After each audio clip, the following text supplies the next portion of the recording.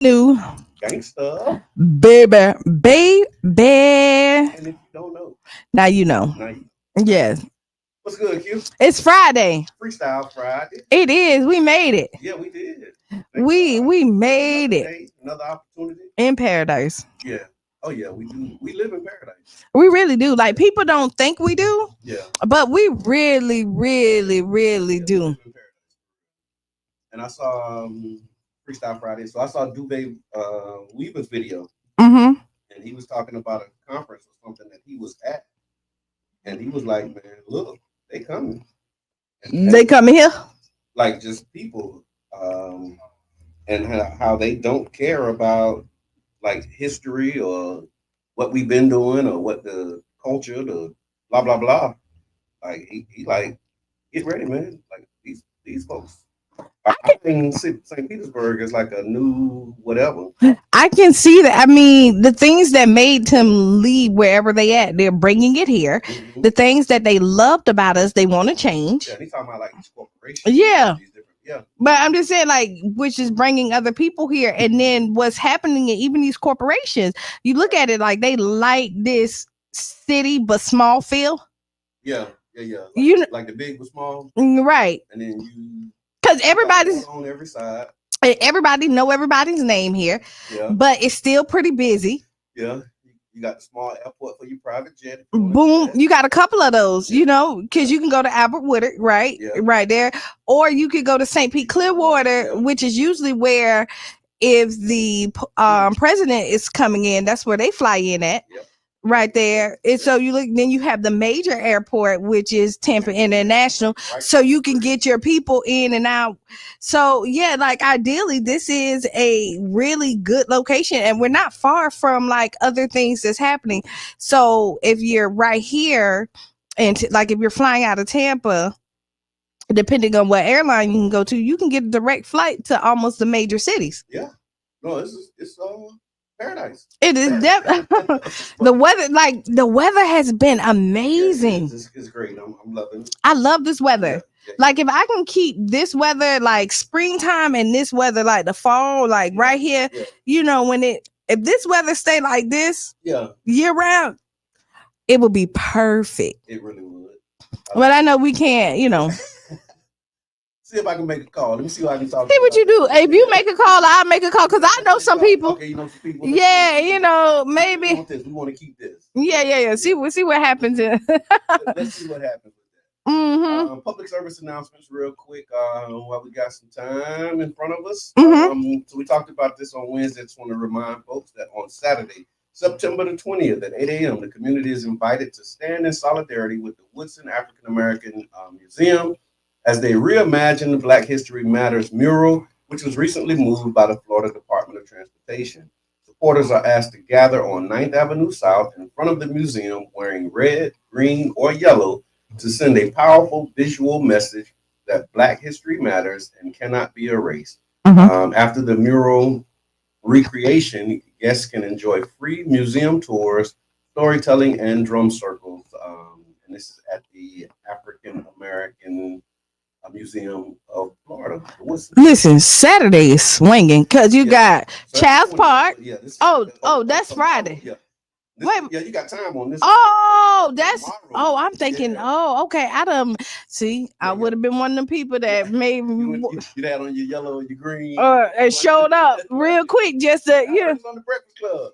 Saturday. A matter of fact, I'm on the Breakfast Club telling people, and what's good, man.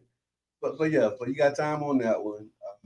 But yeah, tomorrow is going to be an amazing day. So we starting the day off at Child's Park with the cancer screening, cancer prevention awareness, and we have like multiple cancer screenings that'll be happening. That'll be going on. We got and so so we'll have like multiple screenings, multiple things that are happening as it relates to your health, your wellness. And so the WISE initiative, which is Women's Initiative for Cancer Screening Enhancement, is all about cancer prevention. So tomorrow, September 13th, from 9 a.m. to 2 p.m. at the Child's Park Rec Center, the community is coming together for a powerful day of free cancer screenings, health education, and resources to break down barriers to care, especially for women who are under-resourced and often overlooked. So here's what's happening at the event. There will be free mobile screenings for breast, lung, cervical, skin, head, and neck cancer. Wellness resources and prevention education will be provided by Moffitt experts. There are some powerful partners that will be participating as well, and we're giving real people real access to real help at no cost to the attendees. Come, go sign up at the link, please. Yes. Like Moffitt.org/lung screening. Because you want to sign up. I mean, you got to, because they got to be prepared for you. Yes. But show up. Yeah. Oh yeah. No, absolutely. Pull up. And then after that, the gala. The gala. Yeah. Ooh. Let me put this link in the chat. It's like a. But yeah, so you got the We Are the Village gala by Story 727. Great opportunity to show some support to the community. Right, and network with some people. You just never know who you're going to meet. And then you also have Black Man's Joy Expo that kicks off that night. At 6:20. Right, now you have time. Okay. To participate over there. Okay. That is a free event. But it's going to be going through October. Yeah. And they're right down the street from each other. Yeah. So like you could pop your head in and then come over there and have dinner. You could, what they call it, show your face. Yeah, and say hey. Show your face. Yeah. Pull up and show your face. And then also I saw that the street mural update. The city is finding new ways to express St. Pete's identity, and so due to recent changes in state and federal transportation rules, 5 murals that once brightened St. Pete's streets have been removed. Beyond adding color and creativity, the street murals served as an expression of community and connection in the spirit of St. Pete. There's a list of murals that have been removed. I ain't getting into that right now. But what this means is that there's an opportunity for collaboration. So the city staff members are meeting with the community stakeholders, gathering ideas for residents. Your input will help guide how St. Petersburg will continue to celebrate our identity and share with the world in meaningful and visible ways. You know, like how dope it is. Okay, let's in my mind. Okay. Right down 31st Street, right? Okay. Right there. Start well.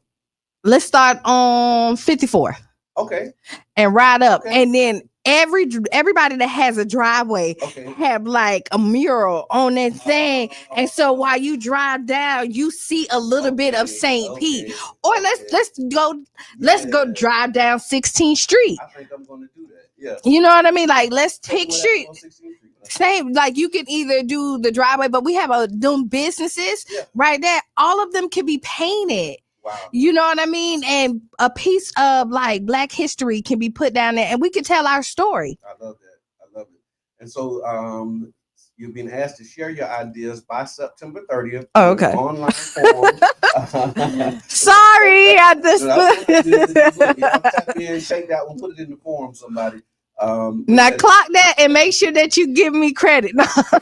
Good luck with that. No. I'm good. So there is an opportunity. We'll put a link in there as well. You can find it, man. It's on the city's website where they're asking for input on what should be next for the city's murals and arts and culture community. Also, thank you, Brother Wells. Free educational workshop on child custody and co-parenting. You can join us at All Nations Church of God by Faith, EPC. That'll be Saturday, tomorrow as well, from 12 to 2. No registration required, and it's a conversation about child custody, co-parenting. And it looks like it's be led by our man. It surely is. Breeders Coalition, Antonio Brown. Well done. Yeah. Well said. Well done. Well said. You know, it's important to learn how to co-parent. Oh yeah. Because a lot of times we weren't given those tools. Yeah. And what, like, you know, they keep on talking about like Russell Wilson and him being lame and all this other stuff. Yeah. Because you're what made Russell Wilson lame? I don't know, like that. Yeah, that's what his pants not sagging. I don't know, like what's lame about and they keep on calling him lame for doing what he's supposed to do. So yeah, defining what's cool. That's what right. this project is all about. And you know what else is cool too? Tell me. The boycott. Oh yeah, I was going like we got a whole thing. We do, but we got a whole thing. I really want to dig in on that, and I don't think we can do it in the 6 minutes that we have. Okay, so did I jumped you? I'm sorry. No, it's good. But the boycott is definitely something that we got to talk about, and I'm encouraging everybody to support it. But yeah, it's a serious topic, and it's really sparked a lot of debate right here in the city. And so, and you'll see what where self-interest plays because I've been looking at it. Okay. I did see some people like, oh, they ain't did nothing to me, but just because you personally haven't been affected, don't mean that you have not been affected. Oh yeah, no, that's you know, and then like you got the individual self, and then you have the collective self. Right. And so you got to understand your self-interest from multiple angles. And we talk about buying the block back and then doing, these are ways that we end up doing it. We have people in the community that, again, don't honor, don't respect. Respect the people that is spending their hard-earned dollars. Right. And making sure that you have a living. And for you to disrespect them, that ain't cool. Yeah, and that's the other part of it. So like I saw it and I was in the comments, they were like, well, what did they do? What did they do? And I'm like, look, we done been around here long enough to know what they must have done something. and you know what, they have a history or a pattern of stores, whether it's the disrespecting of our women, or the criminalizing and profiling our children, or the reality that, or them just selling stuff in the store. Oh, I'm sorry, I cut you. Them just selling stuff to our children that they know not helpful. Like you're marketing these whoopee things and what it is, and there's the whippets that's getting our kids high and things like introducing them to legal drugs. We have our guests coming in, but I remember Senator Ruslan. I think the first time I met Senator Ruslan he was taking a position on these corner stores. It was I'll wait until he get here so see if he remember it.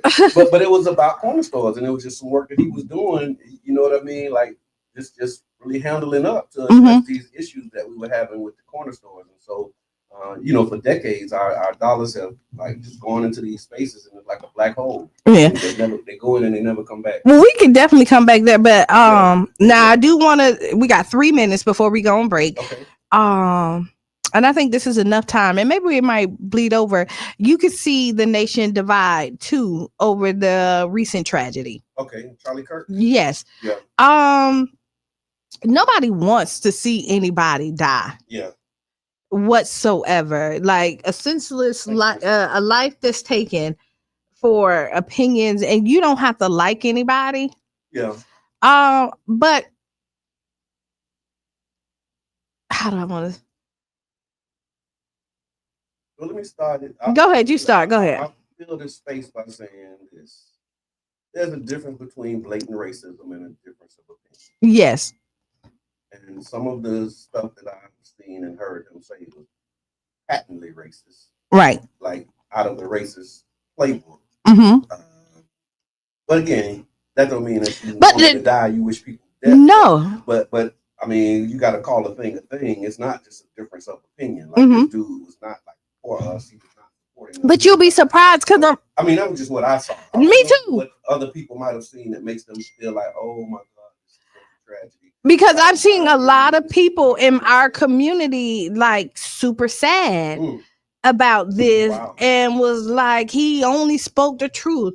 He was trying to help us. And so me being who I am, I'm now doing more research because I want to see what you saw. I didn't see it. I didn't. When I saw it, it was hard to look at. I'm like, wow.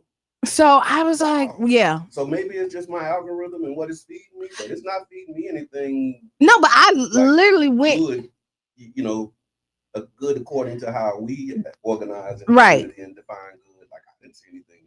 No, but I went and tried to look. But I'm open. I'm open to other differences of opinion. What I saw wasn't a difference of opinion. It was a white racist dude that had an agenda that was not going to benefit us. No, it wasn't. That's what I saw. But I did go out my way to try to research it, you know, and not just depend on my algorithm. Yeah. So, So that's happening. So yeah, we probably would, because there may be some people who have no idea who he was and what this was about. And so if we do have time on the back end, we can talk about it so I can frame it for people and they can understand who this guy was and what the incident that we're referring to was all about.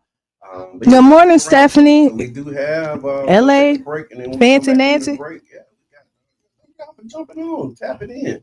We're gonna talk about it, Steph, and if you want to call in after the break, please do that. Make yourself available if you can, because we want to talk about this boycott some more and really what's the state of play with these corner stores. What are some options? What are some opportunities?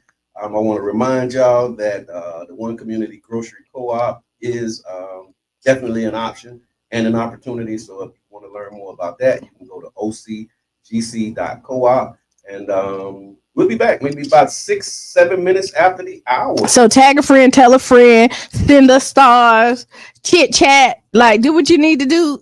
Get your coffee and just tag back in. All the things. We'll be right back.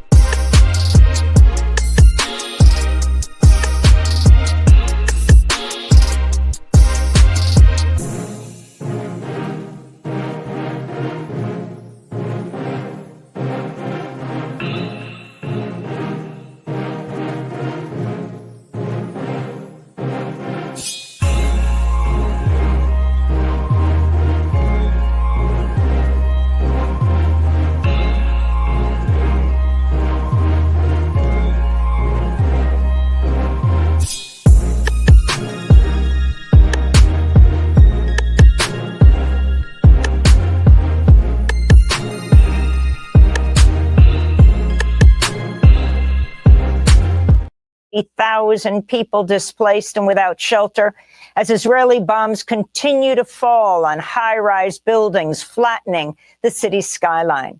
Medical sources say Israeli attacks have killed at least 42 Palestinians so far today, including 14 members of a single family, 3 generations wiped out in a single airstrike.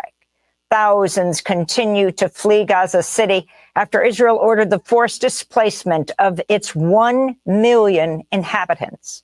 This is Abu Tara Kaboub, whose family was forced to trek south along Gaza's coastline on foot. I have nothing. My 10 children and I are walking in the street heading south.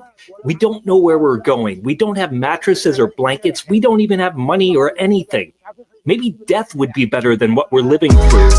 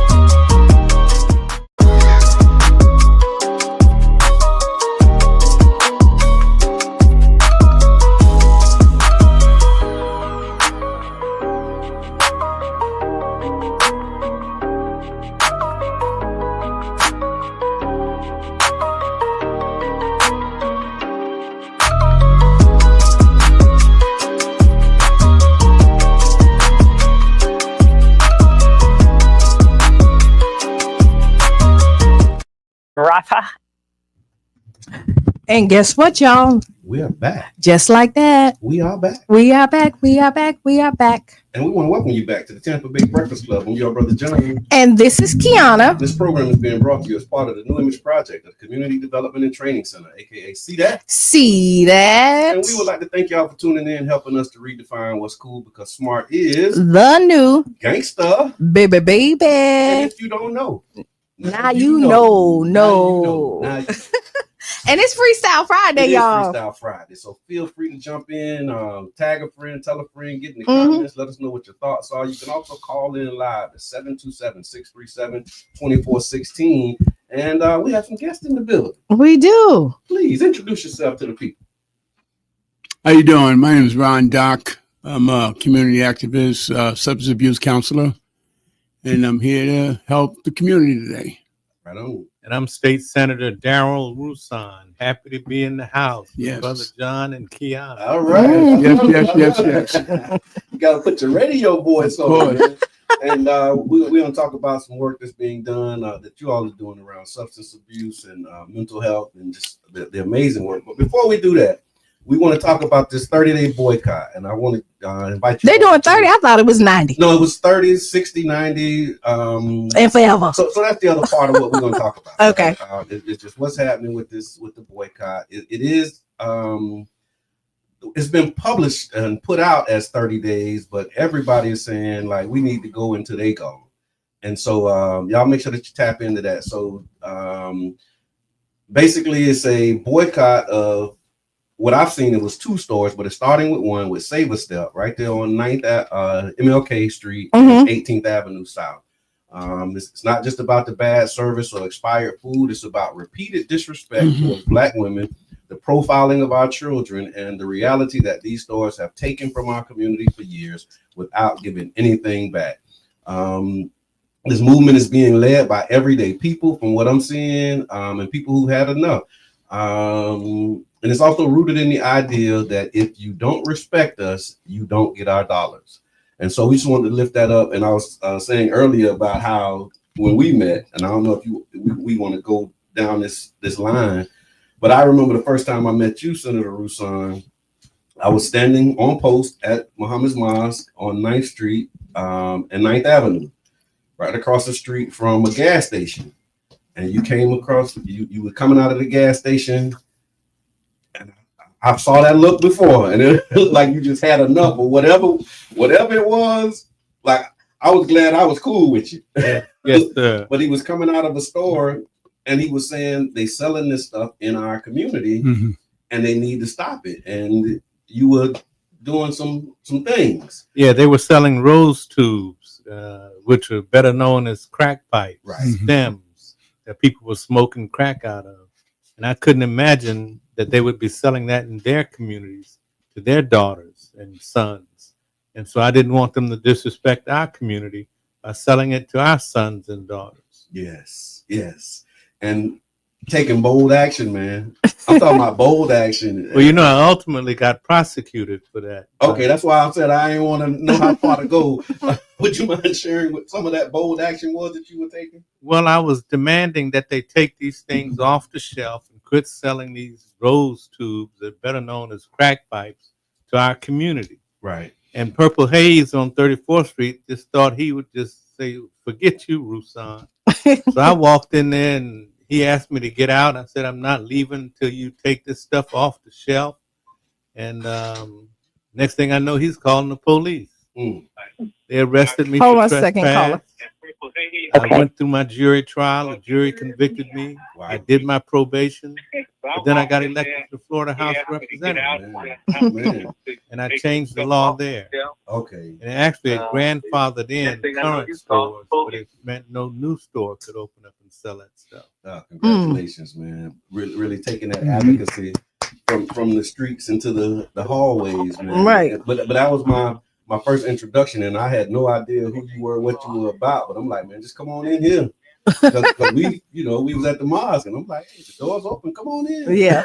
But I always had respect for you after that, and just seeing that you were really committed to the cause and you're willing to take action that other people don't. There's nothing like having a reformed drug addict in the room. Yes, absolutely. We got caller. We're talking about this 30 days. Well, this The boycott. Save A Step boycott. I'm not gonna say 30 days because like we're gonna go into the but we're talking about the boycott. Please share your thoughts. Introduce yourself. Good morning. This is Stephanie Carrington. How are you today? Great. Hey, Stephanie. Turn your headphones up. Hey. Okay. No, I just want to be able to hear. Go ahead. Can you hear me? A little bit. Go ahead, Stephanie. This is Stephanie Carrington about the 30-day boycott. It's not. I don't think it should be 30 days. Right.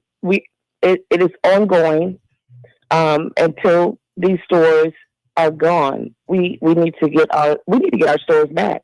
Yeah. That's for one. And then the disrespect and stuff has been going on for a long time. Right. When my son seen that, and he had everybody to leave out of the store, he was so emotional about it and called me about it. And so when my kids are emotional about something, or he's a young man that seen this guy disrespecting this young lady like that, we're not standing for that. No, I appreciate that, because one of the questions that's been coming up is what was this all about? Like, what prompted this? And would you mind answering that for the audience from your perspective? Well, apparently this someone had took note to this before, but it didn't really go anywhere. My son actually was in the store, and a young lady was asking about an orange juice, and the guy just immediately started disrespecting her, saying derogatory words to her, calling her out of her name because she questioned the price of the orange juice. I don't need you. Get out of my store. You BITC, and it just went on. So I just recorded my son telling me about it, and I posted it. Okay. And it has done well, and so appreciative to everyone. We have a movement going on, and I love it. I love that, and it looks like from what you posted, and I saw there's other people who have been taking action as well, and I mean I'm in a group chat, and I just love the way that we've been able to harmonize and start to come together. You know what I mean? What are you seeing from that perspective? It is so beautiful. I think that it's a great thing for St. Petersburg, Florida, for us banding together like this, and I feel like we can take from this and band together on other things that are even more important within each other. So I pray that we can stop some other things in St. Petersburg, Florida, like the violence. Right. But I've seen a young man talking about. We've been losing people back to back due to unnecessary violence. The emotions of our community, just being too emotional. Right. Sit back and think, about before we take action. Right. Because one little argument causes a lifelong situation for families that lose on both ends. Right. So I think that this is the beginning of something beautiful. Absolutely. Well, I do thank you for making time to call in and share that information with us. I think there was a lot of people that were asking questions, and you answered a few of them. And so we're going to keep going. And then what would be the takeaway or the ask for the community, knowing that we have, 35 to 60,000 people that may be tuning in? What would be your message to the people about this? I think that our message is being displayed right now, how we're standing together. So us being powerful in numbers, us standing together in numbers. Let's continue doing that. We're seeing how powerful that we are. I think that we are the most powerful people in this world. And we can continue this, and let's keep going. I love it. I love y'all. Love you back. Thank you so much. And I appreciate your leadership. Thank you Yes. for calling in. It's been so creative, like the videos, Yes. the AI. Did you see the AI one? I saw a few of them. I saw like an animated video. Yes, hilarious, but on I point. saw Roy Starr. He did one. Roy Starr been going everywhere, like with Yeah. his video. People shared it. He was like, "Hey, I don't Yeah. know what they said, but we boycott." Yeah, and it's just really using all of the tools, gifts, and talents. I saw Carlisa, she posted a video. She's been doing some things. She actually has been like calling codes. So it's people taking action, and I'm really inspired by it. And just want to let y'all know that we at the Tampa Bay Breakfast Club fully support this, and we'll keep you up to date on what's happening. Yeah. All right, so now let's talk about the thing that we came to talk about. Yes. All right, Mr. Rock, talk to us. Yes. September 27th, Mount Zion Human Services, under the leadership of Dr. Sinclair Moore, we're spearheading a day of recovery. It's called Treatment on Demand. Okay. And what that means, if anyone has a substance abuse or addiction problems, they can come in on that Saturday from 10 to 2. And we have a lot of resources in place to help them get on the other side of their disease. We have various treatment centers coming in. If they come in on that day, that Saturday, they can go into treatment and don't have to pay a dime. Oh, wow. Right. So if you have loved ones, anyone, please, you need to come out and tap into the resources we have. You know, we're going to have mental health there. We're going to be giving out Narcan. And for those who don't know, Narcan is a device that you can use when someone ODs. You shoot it into their nose and it brings them back. We're going to have mental health such as Bowley. Bowley's going to be a part of this. We're going to have Honor All. And that's a new outreach program on 16th Street that's helping people who need medical assistance. Okay. And it's a free clinic. Nice. And you want to add to this? Of course, I want to add. Here we go. It's my boy here. He's going to bring it. I think some congratulations are in order.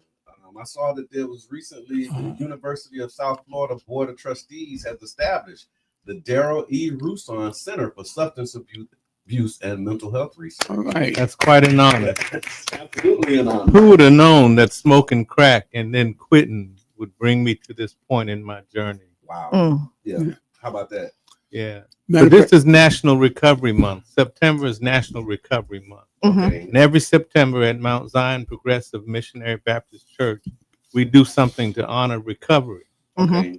Those who are seeking freedom from addiction, from drugs or alcohol. And alcohol is a drug. It is. Yes. Contrary to popular belief. And the number one drug. Yeah. Yes. So the first Sunday of this month, our pastor, the great Lewis Murphy, Sr., preached a sermon on recovery. You could go back and listen to it. Just pull it up. This next Sunday, he's going to be expanding on that recovery theme. And then the third Sunday, September 21st, we've got the great Dr. Reverend Senator Rosalind Osgood, who has 35 years clean from drugs and alcohol and was on the street homeless with her 2 daughters for a little while until God blessed her and turned it around. She got elected to the Broward County School Board, where she sat for 10 years. Then she got elected to the Florida Senate. And she's quite a preacher, quite a testimony. Yeah. September 21st, 10 o'clock service. And also Operation PAR, West Care, Turning Point, ACTS are all bringing their clients to join in a spiritual celebration surrounding the issue of recovery. Then on September 27th, which is Saturday, the following Saturday after the 21st, we have treatment on demand, like Ron Doc was talking about. That's if you're on drugs, alcohol, or you know someone who is, and they are ready to start a new life. You can bring them in from 10 to 2, and we've got treatment centers lined up to provide beds at no cost, residential treatment. Immerse yourself in the theory of recovery. I appreciate you saying that. It's a question that's coming up for me because a lot of times with recovery and substance abuse, I think the untold aspect is like the family and the relatives and those who like have relationships. So how do you, if you have a family member who you know needs this type of service and this type of support, but they may not know that they need it or feel like they need it, how can we have those conversations and how can we get them to be able to take advantage of this opportunity? Good question. Continue communication. I talk to parents and loved ones every day, and they tell me they're the last one to know. You know, as far as I'm concerned, they're the biggest enablers, and you can kill your loved ones through love. What I mean by that, you can condone what I've had parents tell me they let their kids get high in the house just so they can be safe. Yeah. Stuff like That's that. common. And that's a common right, thing. and I'd rather for them to do it here. Right. That's somewhere. And a lot of them don't realize they're the culprit in this event. What I mean by that, I've had parents tell me, Thanksgiving we celebrate with wine. Okay. And that's the introduction into the disease. Wow. Right. And cigarettes. That's to me is a gateway. Okay. And marijuana, the other gateway, and at least other things. October, I'll be celebrating 33 years of recovery. I haven't found it necessary to pick up a drink, drug, anything in 33 years. Congratulations. And it's definitely turned my life around. And I was a slimy, I was the one in Jordan Park, sticking up you. I would have got you. Yeah. 'Cause I knew you had it, man. Yeah, but that was me. That was me. So my mission today, since I tore down the neighborhood back in the day, is to build it back up. I'm in the community every day, helping people with recovery, taking them to meetings, showing them where the resources are. We're going to have NA there. We're going to have AA there. And we're in conjunction with Operation New Hope. Most of our venues going to be over there. And matter of fact, we invited you guys to come over and broadcast from there. And you're going to say yes right in front of me today, right?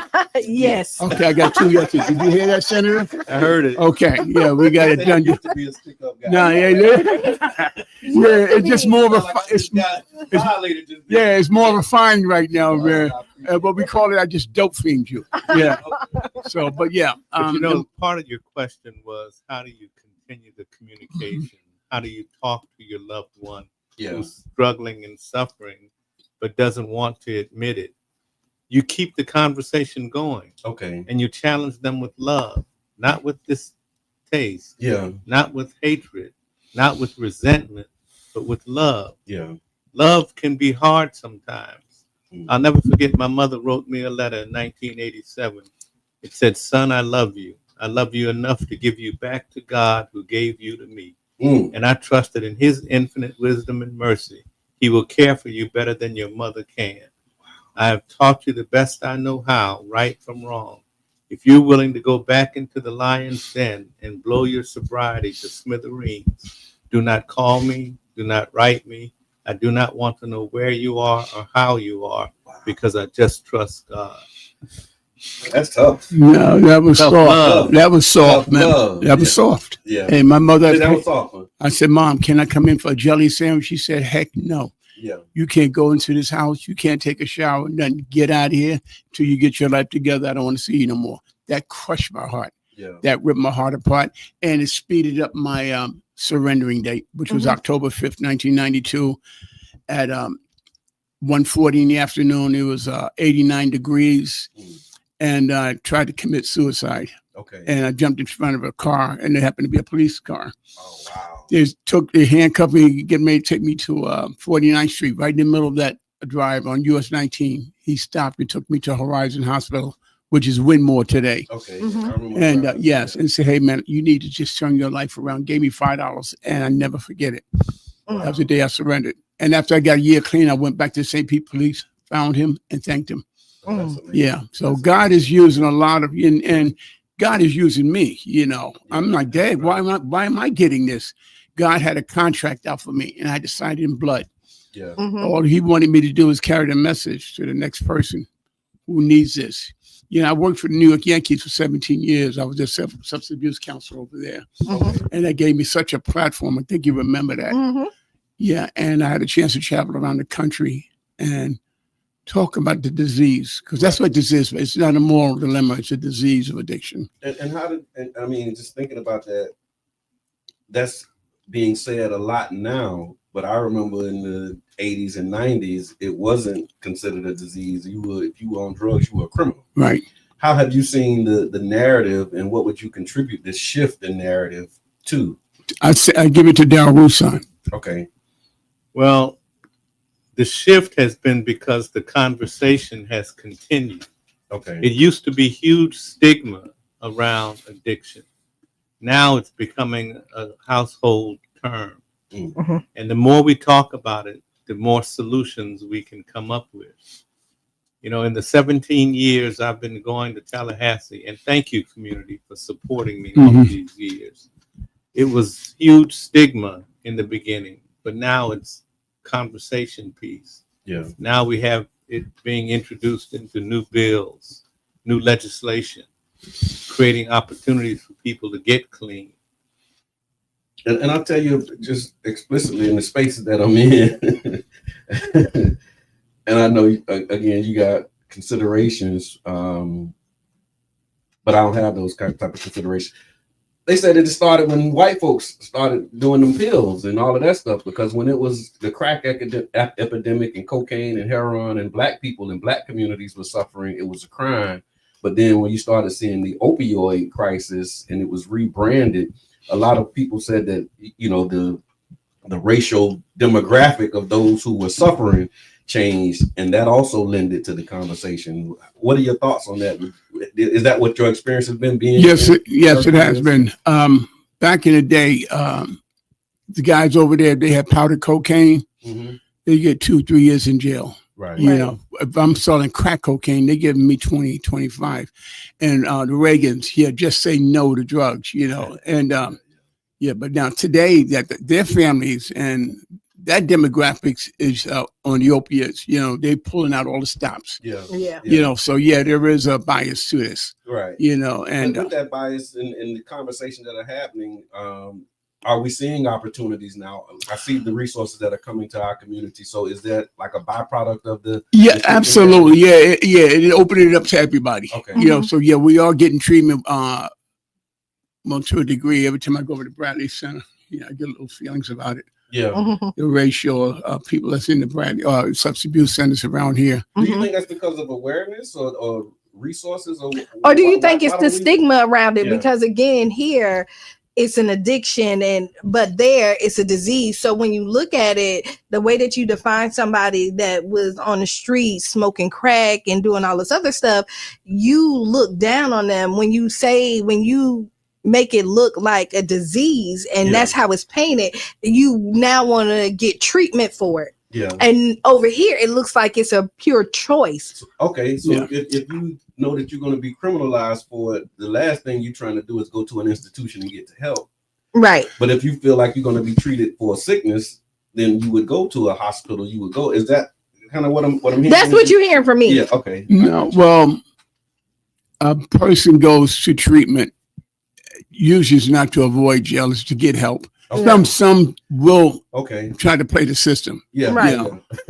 But I guess it's just the people out around. I know I'm just saying, why don't, because you think I'm gonna try and go into this program, right? So I don't go to jail, right? And like, that was a real. And you know what I found out? Yeah. I found out that a lot of black folks, when they're confronted with the issue of treatment or jail, many of them will take jail because when they finish that sentence, they're done. They don't think they can make probation. Okay. They don't think they can make it through successfully a treatment program. Thank you for that. I appreciate that. Okay. Yeah. And then they go right. That's what I was kind of alluding to earlier. Right. Like this like I don't want to be connected to an institution or a system, and I appreciate you adding that. But when they get out, they repeat the cycle all over again. Yeah. Right. If they don't get that help. Yeah. And listen, St. Pete, please listen to me. The opioid, the fentanyl epidemic is killing us, man. Come out Saturday so we can help you out, please. I don't want to see nobody else die from this disease, because I have a heart for this. And when I hear loved ones, their sons and daughters, and even their parents, even the parents have OD'd from this thing. Yeah. I'll have Narcan out there. I told you, I'm pushing it because it has saved a lot of lives. I want to pause for a minute and really drive this point home, because for those who may not think that this is a problem, when we talk about fentanyl, just think about the people who you know, or people who have been on your timeline that you saw that were here one day and gone the next. Yes. And you found out later that it was a fentanyl overdose. Like, I have a lot of friends that I can, like, just coming to mind that OD'd. You know what I mean? For fentanyl, and and it's not intentional. It's not you going out, you just having a good time. I had a friend of mine who was celebrating.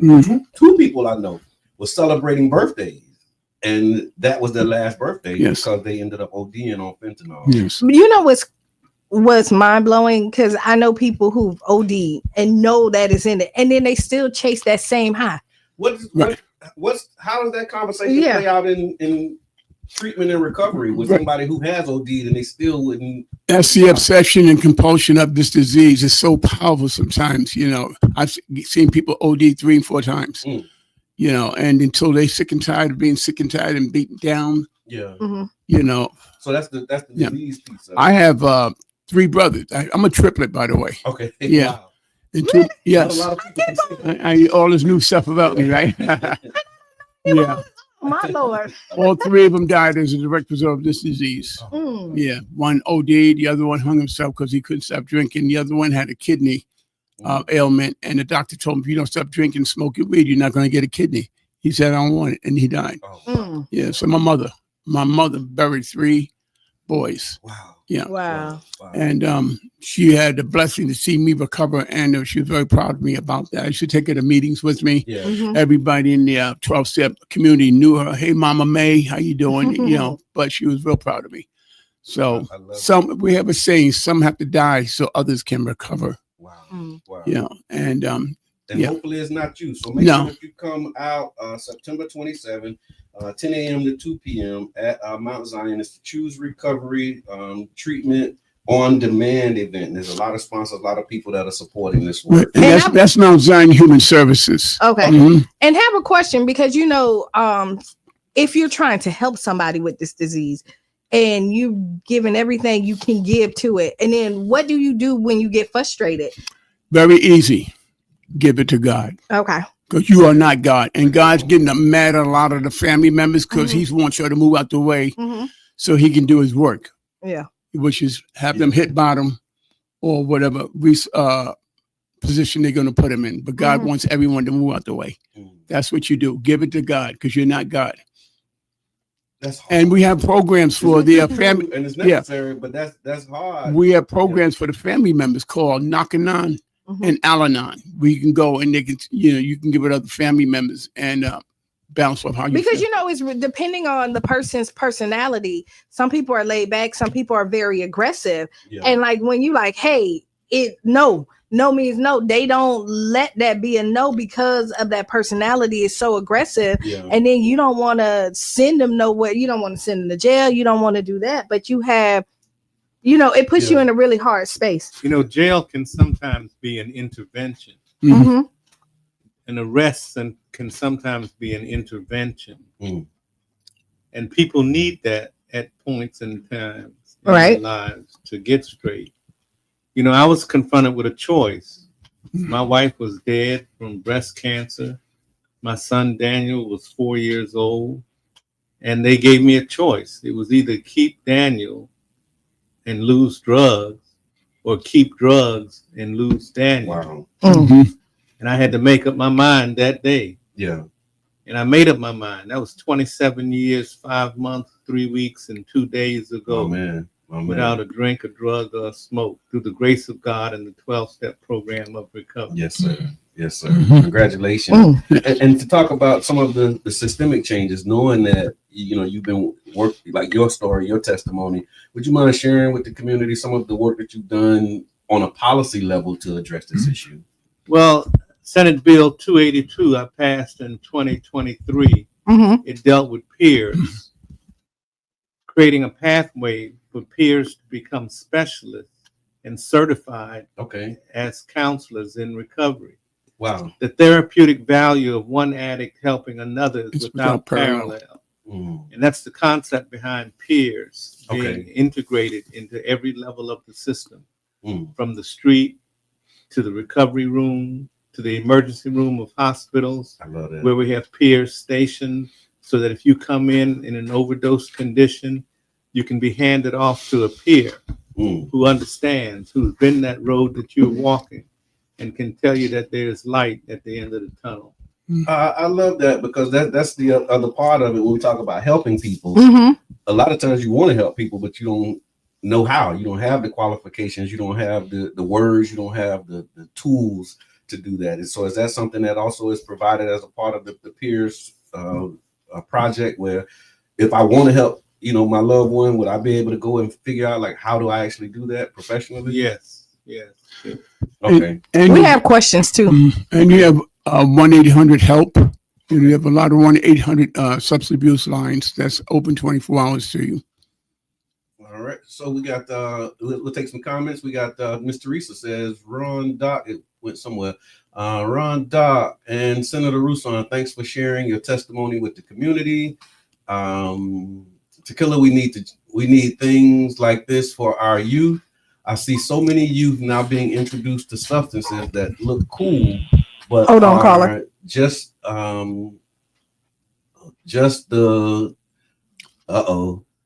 put in place to cover their hurt. There we go. Okay, and I'm speaking on middle school age and up. What are you seeing from the? I'm actually. Hold on, we got a caller too. Okay. I'm doing a tour right now. I'm traveling the state. I've visited already 26 halfway houses, sober homes, emergency rooms of hospitals, treatment centers. And I'm finding that there's a gap for the 11 to 17-year-old. Operation Park closed down its youth academy here in Pinellas. Wow. And right now, if you have someone 11 to 17 years of age that needs help, it's very hard to find that help in this county. Wow. But we're working on that. When I get back to Tallahassee, we're going to do something about that gap. I appreciate you sharing that. Caller, introduce yourself. We got Senator Rousseau and Mr. Rock in the building. What's up? Talk to us. What's going on, man? It's King Jab, man. King Jab. Yes, sir. Yeah, I want to first, and I heard you say you want Senator Rousseau to say some of the things that he's done. So I've called in to say some of the things that he's done. Personally, my mother, bro, like he utilized his resources to get her into drug treatment. And after several failed drug treatments, this was the one that, stuck. And literally, man, his resources, his support saved my mama's life. And I appreciate that, bro. Thank you. I really, really do. Appreciate that, King Jab. And that's a great testimony. So for those who are maybe just tuning in, this is is it Recovery Month? National Recovery Month. And we forgot to mention, because you're talking about the youth, on September 28th, we're going to have a youth ministry coming to Mount Zion Church that day. And we're going to have young people from Victory High School, which is a recovering high school for teenagers. Wow. Right. So we're going to have teenagers deal with a lot of peer pressure. And schools can be a great source of peer pressure. Yeah. Vaping in the bathroom, smoking the occasional joint, drinking alcohol after a football game. Yeah. Or before the football game. And Victory High School. Before, during. Victory High School is the school where these teenagers are working on their diplomas, getting recovery in a good setting. They're coming to Mount Zion that Sunday, the 28th of September, the fourth Sunday, and we're going to really reach out to the youth in recovery. I love that. And one of the things that we talked about earlier, going back to our conversation around corner stores and the products that they sell in these stores, one of the things that I wanted to ask you about was these whippets, and just the challenges with regulating the whippets. You familiar with that? And what they're doing, like the kids sniffing cans and whipped cream and using that as a source. And then now, from what I've seen, you can go into some of these corner stores, convenience stores, and they have it on the counter. It's like, why is whipped cream on the counter, in the corner store? Like, what are we really doing here? Right. What are you seeing with that from a regulatory standpoint, and what can we do about that? The real problem is we can't legislate everything out of existence, but we can touch the people's hearts and their minds. And if they don't buy them, then they won't be sold. So you got to take it from the demand side. Is that what I'm hearing? That's right. You start on the demand. That store you talked about on 18th and 9th. Last year, I was going around to all the stores and I was giving them Narcan. Yeah. Where the people who have addiction problems, where they hang out at. Yeah. And I went to that one store. I said, hey, I'd like to leave a box of Narcan here for you, just in case someone knows. I don't want this stuff. I said, you don't care about the community? He said, no. Yeah. He said it. I'm like, So oh, that's like, why we boycott. yeah. Oh, absolutely. That's why we're not going. Absolutely. Hey, he was real cold to me. So let me pause for those who asked, and if you're just tuning in, we talked about it earlier. You can go back and watch the replay. We're talking about the boycott of the Sav A Step on 18th and 9th. And if you want to know what they did or what's the reason, you have one that's not directly tied to the boycott, but it's another reason why we should be participating, because that is their sentiment. Yes. And that is the mindset that a lot of them have. You put Miss Debbie's question up here? Yes. All right. So it says, question, if you cannot make this Saturday event, what resources are out there that you can connect with outside of Saturday, and how can you get connected, get contact with the organizations? Come to Mount Zion Human Services. At any point, if it's not Saturday, there's another. At any point, right? Okay. And we have therapists, counselors on campus who can refer you or get you the help you need. So you're not. I need to let you guys know you're not alone. You have help out here. Yes. And at Mount Zion, every Tuesday night at 7:00, we have our Narcotics Anonymous meeting, and there's help there From 7 to 8:15. And that's the main resource. If you want to see some recovery, please come out there. You'll see people with 1 day clean to 35 years clean, in all walks of life, all denominations. You know, matter of fact, addiction is an equal opportunity killer. It don't care if you come from Yale or jail or from Park Avenue or the park bench. It will take you down. One of the things that often come up in the spaces that I'm in too is about like just hiring, right? Because when we talk about returning citizens and programming to support returning citizens, one of the points of feedback that we often get is the returning citizens who are best qualified, but may not technically qualified, but lived experience qualifies them. They're not able to get into positions to be able to be compensated for the help. Are you seeing that in the recovery space? And how does that show up? Because to your point, Senator, some of the best people to help are people who've lived that experience, but a lot of times we can't get the positions, we can't get the jobs, or they want us to volunteer, our time to do that. So how can we address the fact that people who have lived experience should be compensated for their time that they're giving to help? Well, part of the center, the Substance Abuse Research Center at USF, is going to deal with workforce. It's going to be preparing this group of leaders for the next generation. And so you will be working to get them again, because I remember when I first came home and I was homeless. I was sleeping on the floor of the office building, 535. Hold on, caller. Washing off in the public bathroom of that building before people came to work. Nobody would hire me. They would all ask, why is this 9-year gap on your resume? I say, that's because I was in drug treatment. Wow. They said, for 9 years? I said, well, I took as long as it needed to take. Right. That's right. But you have to keep trying. You have to keep getting up and realizing that there are those who will help you in recovery. I hear that. Thank you. Caller, introduce yourself.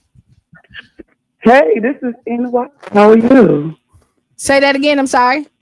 This is NY. Alicia Doc. How are you? How are you? Here we go, everybody. Here we go. She's nervous.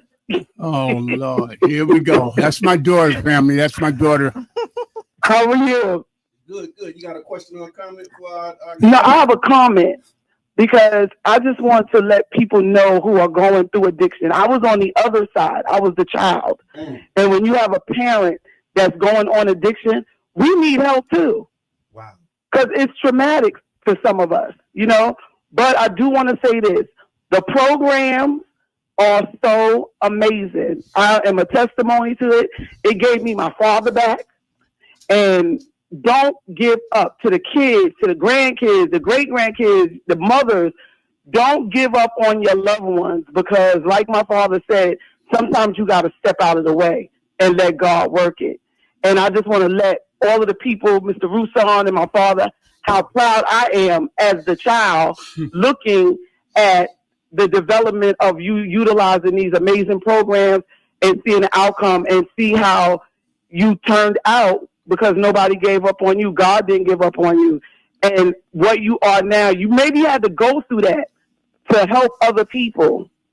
Because what better teacher is there than someone who went through what you're going through? I don't want nobody from Beverly Hills that never got high, and I got high. Yeah. I want the crackhead. I want the heroin addict. I want that person that turned their life around and tell me, sis, listen, I know what you went through. Follow me. I'm going to show you how to get clean. So I just want to give you guys your flowers, and I want to say how amazing the radio station is for bringing this type of awareness to the community, you know, and we need this radio station. We need to really help this radio station because it's our outlet to the community, because a lot of people don't even know about these programs. So it's amazing that you guys are giving these men and women the opportunity to come on your community platform and speak and bring awareness, because a lot of people think that they are unheard and they want to get clean, but they don't know how. Right. They need help. So this is amazing. I just want to give you a flower. That's it. See, I was good, right? I can sit back. I was on the edge of my seat. I know you were. Love you, baby. Yeah. All right. Just hearing her testimony. Both testimonies that came in. You know, that wow. reminded me. I recently spoke and told my story at Hanley Hazelden Foundation down in West Palm Beach, where I got clean 27 years, 5 months ago. And one of the special guests in the audience was Lieutenant Brian Uzzo of the Palm Beach County Fire Department. He was a child when his daddy was my counselor at Hanley Hazelden. And he looked through my faults and saw my needs. He really pulled out of me what needed to come out in order that I could recover. Now his son is driving overdose victims to treatment, getting them help. And it was my first opportunity to eyeball him. I reached out to the family when his daddy died about 8 years ago and told them what he meant in my recovery. And it comes full circle. Yeah.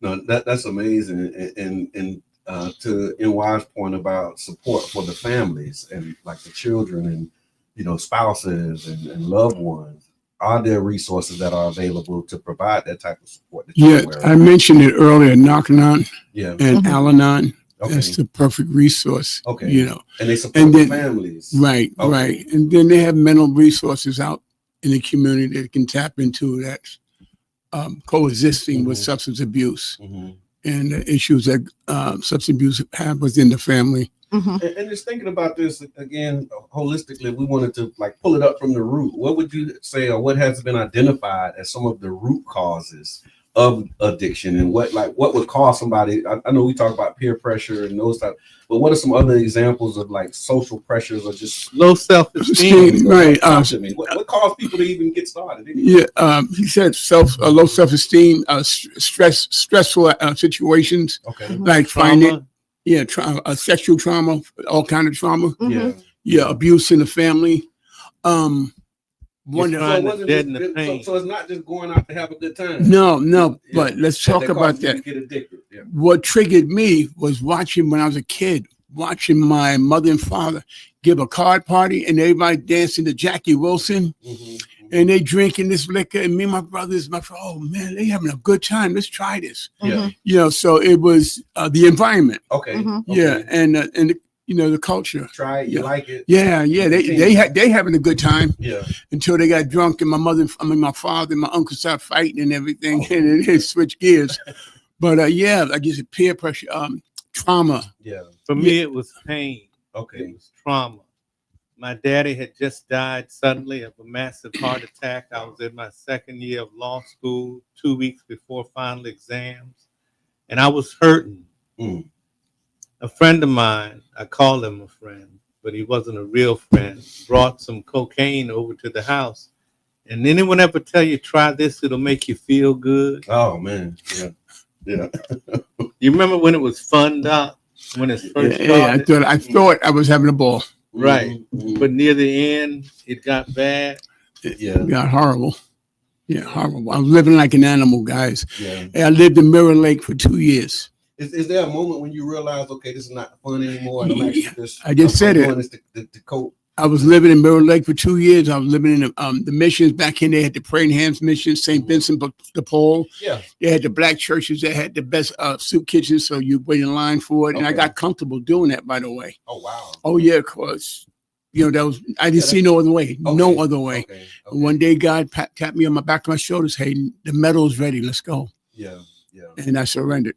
And is that moment when you realize that you can't stop on your own? Yes. Like you know what? I've tried to stop, because I'm sure before you take the step to go to treatment, you probably say, okay, this is gonna be the last time. I can do it by myself. I don't need no help. Like, okay, I'm good. I sit here all the time. Yeah, I don't need nobody. No, I ain't doing that. I don't need counseling. I can do this. I can stop anything. Yes. And if I wanted to, I would. Right. And then they get that. Setting dates. It's like, okay, I'm gonna stop on my mama's birthday. Yeah, right. Like, I'm gonna stop on the 1st of this month. Right. I'm gonna stop on this date. Absolutely. Is there a point that you reached where you was like, you know what, I cannot do this on my own, and I need everybody have their own individual bottom. Yeah. They have their own bottom. Okay. And when you're sick and tired of sick and tired. Right. And if not, we have a saying in it's called jails, institutions, and death. Ooh. That's the only options you have. When you flip the box over and you see how it ends. Right. The side effects. Yeah. And you were talking about addicts who trying to get their life back and be productive members of society. It's been happening. We have addicts right now that's high-level counselors in treatment centers. I have an addict right now that was walking the streets barefoot, talking to herself. Okay. She's now a doctor of pharmacology. Wow. Right. We have to get through that license. Yes, absolutely. We have a nurse practitioner. We have lawyers. We have all kind of people. Because you see that this is because people think that that's their story. Right. And that becomes what defines them, and not just a blemish that you can get over, and you don't have a testimony without a test. Right. Yeah, absolutely. Right. Senator, would you mind sharing just like, was that like that moment? Was that when your mom sent you that letter? Like, was like, okay, I got to do it, or that? Because even after being confronted with either losing your child or losing the drugs. Well, that was the last thing. Yeah. That happened. Okay. I had that choice. Okay. And I chose life. Yeah. I was sick and tired of being sick and tired. Yeah. I had prayed for death because I thought death was the only way out. Yeah. That death was true freedom. What I didn't know was that death would be a trap. Wow. Wow. And it's interesting that you say that, because this is also Suicide Prevention Month, Suicide Awareness Prevention Month, and just hearing both of you mention, as a part of this journey, the desire to not be here was a part of that.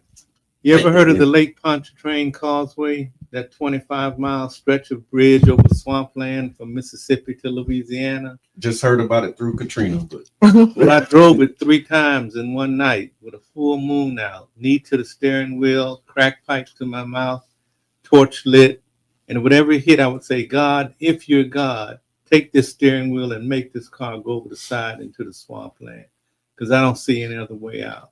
I would say, God, if you're God, with the next hit, blow my heart out. Death is freedom. But I'm so glad he had a different mission for me. Yeah. And he didn't take my life that night. So for some of us, we have to really concentrate hard. I appreciate you saying that. And this has been a powerful conversation. Lots of comments coming in about with gratitude, lots of highlights. Look, today's show is so powerful. Thanks, Tampa Bay Breakfast Club. Emotions from surroundings can put a person in wanting to use to help cover the hurt. I think we covered that. Lack of confidence also was mentioned. It can cause a person to walk in the path of substance abuse, childhood trauma. So look, there was a lot of cosigns. You weren't singing a solo here. You had a chorus. People that speaking of a chorus, the clients at West Care are going to be practicing a song so that when they come to church on the 3rd Sunday, that's September 21st, they're going to perform a spiritual song. And I'm excited to hear that. I love that. I remember working with residents of West Care when we were over at Perk, and lots of good people. Just, like I said, it's all about decisions. But we want to remind people of what's happening. Absolutely, please. We did a lot of talking, but talking is not going to do anything if you don't come out and get this help. Get your loved ones. I know every one of you guys out there know someone that is struggling with addiction. Yes. Saturday, September 27th, from 10 a.m. to 2 p.m., 945 20th Street South. That's Mount Zion Human Services. And we're in connection with Operation New Hope. So there's going to be all type of venues there, drug treatment, AA, Bowley's going to be there for mental health issues. Everyone's showing up. All we need you guys to do is show up, and the rest, hey, listen, you're hitting the lottery and don't even know it. You don't even know it. If you Strap in. You ain't going to be for the ride of your life. I mean, if I'm looking at this flyer, it says counseling service. Yes. Recovery groups, job and training. Yes. Housing assistance. Yes. Health screenings, peer support, and family support. All the above is going to be there. Please tell everybody in St. Peter The last time we did this, we put 7 people straight into treatment. Wow. Right. Which is huge. God said, if I can get one, it's a job well done. We want more than one, though. We want maybe 10, 15 this time. I know everybody out there knows someone that's suffering. Come on out, guys, please. No questions asked. No police officers on duty. Right. Say that. I love you. Thank you for saying that. Because people think, like, man, I don't know. I got some stuff going on. Yeah. And they think that is, again, like I've heard, like when I'm like, hey, go to counseling or something. Oh no, they're gonna know that I have a mental. No, listen. You need the help. That you need. Matter of fact, 5-0 may be there trying to get help for themselves. Yeah, absolutely. So if you had a final thought, we got like 3 minutes before we have to land this plane. If it was a final thought or a final message, or I forgot to mention, if it was one of those that you wanted to share with the audience, what would it be? I just did it. Please come out. We're here for you guys. St. Pete's here for you, and we do have the resources. And if the mayor's listening, we hope that you come out too to show some support. Thank you very much. Right on.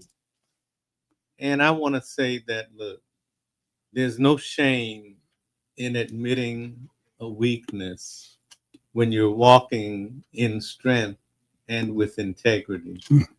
They tried to use my addiction against me in my first election.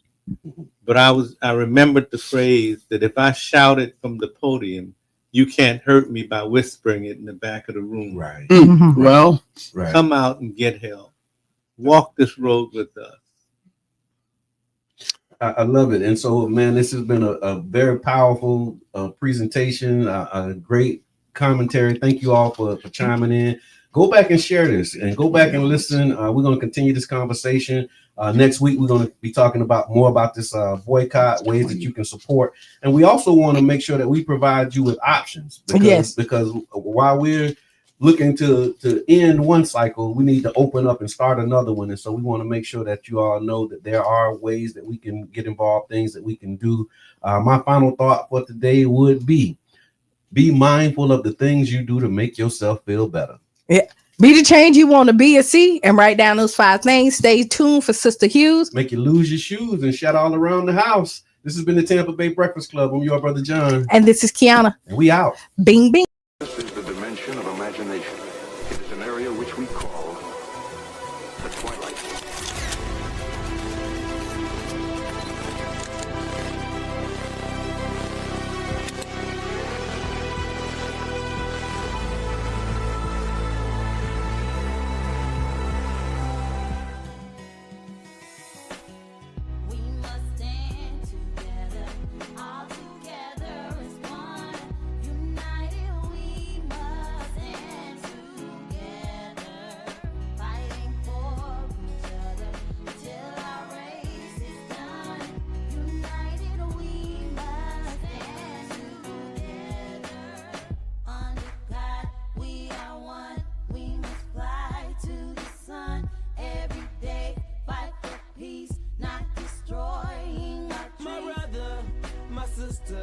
I got love for you, no lie.